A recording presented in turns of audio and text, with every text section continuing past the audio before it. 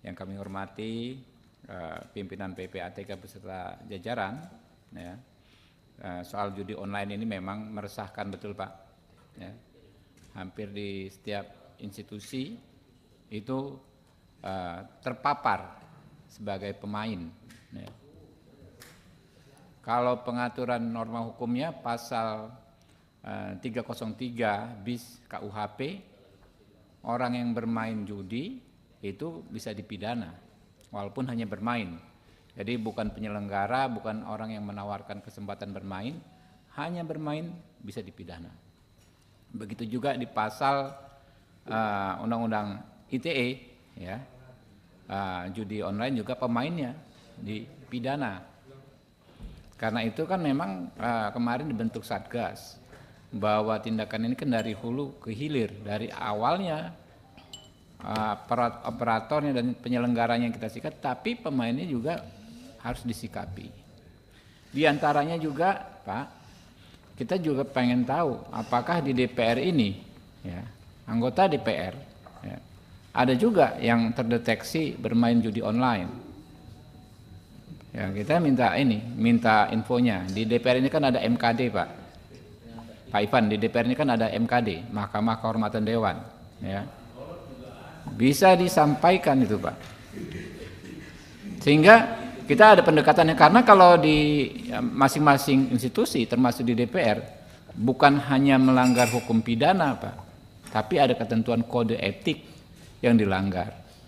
Tentu apakah nanti pendekatannya langsung persuasi, langsung represif, apakah persuasif dahulu, mengingat ini adalah tergolong tindak pidana pekat, penyakit masyarakat. Artinya kan pelakunya banyak banget. Kalau semuanya represif, tiba-tiba penjara kita nggak cukup Pak, gitu kan. Nah, tapi itulah peran PPATK Pak. PPATK banyak mendapat apresiasi ya di dalam dan luar negeri dengan kemampuan intelijen di bidang keuangan, ya. Kita minta tolong Pak. Masih terkait judi online, ada rumor nih Pak Ivan, bahwa banyak rekening-rekening tak bertuan, ya, yang tadinya digunakan oleh operator judi online atau adminnya di perbankan Indonesia saat ini. Jumlahnya konon katanya bisa ratusan miliar juga. Kalau satu rekening misalnya ditutup, websitenya, rekeningnya masih belum berpindah, tidak bisa orang yang nggak berani ambil sehingga menjadi rekening tidak bertuan. Katanya satu rekening bisa miliaran rupiah.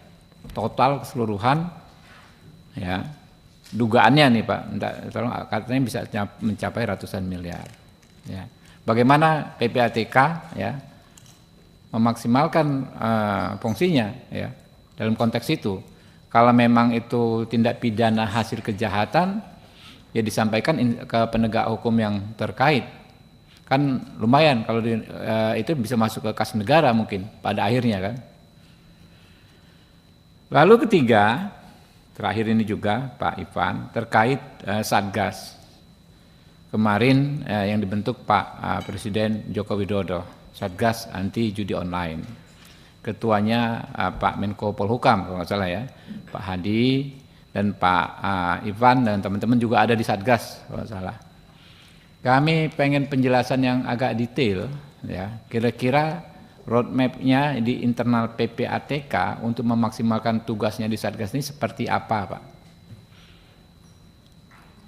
Kalau dulu kan banyak keluhan, kemarin dulu katanya Satgas Pungli, Pak Mahfud.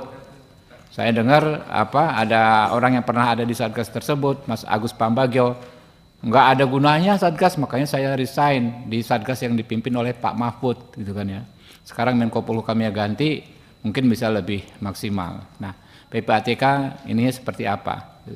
Jangan mengulang Satgas yang dipimpin Pak Mahfud, kurang lebih begitu. Terima kasih.